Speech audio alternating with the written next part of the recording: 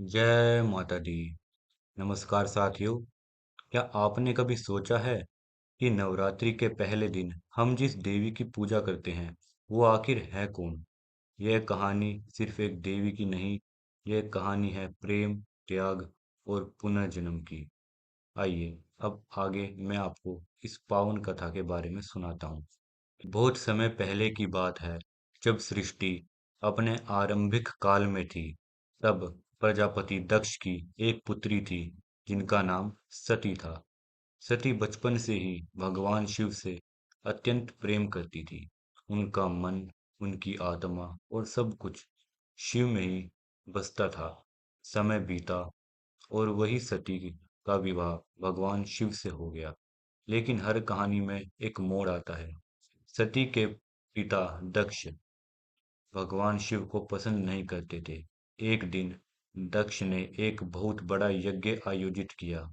उन्होंने पूरे ब्रह्मांड के देवताओं को बुलाया, लेकिन जानबूझकर शिवजी को निमंत्रित नहीं दिया।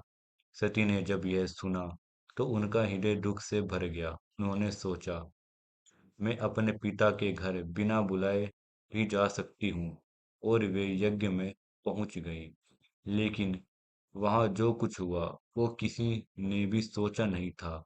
दक्ष ने सबके सामने भगवान शिव का अपमान किया। सती यह अपमान सह नहीं पाई। उनका प्रेम, उनका सम्मान, सब कुछ टूट गया। और उसी यज्ञ अग्नि में उन्होंने अपना शरीर त्याग दिया। यह घटना केवल एक अंत नहीं थी, यह एक नई शुरुआत थी। कुछ समय बाद सती ने फिर जन्म लिया, इस बार पर्वतराज हिमालय के घर। और इस जन्म में उनका नाम पड़ा माँ शैलपुत्री। शैल का अर्थ पर्वत है और पुत्री का अर्थ है बेटी। इस रूप में भी उनका लक्ष्य वही था, भगवान शिव को पुनः प्राप्त करना। माँ शैलपुत्री ने कठोर तपस्या की।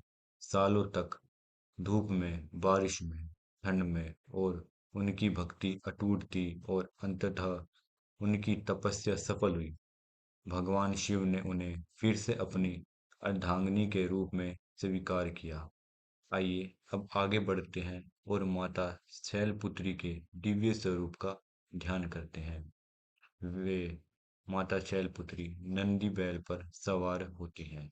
एक हाथ में त्रिशूल और दूसरे हाथ में कमल धारण करती हैं।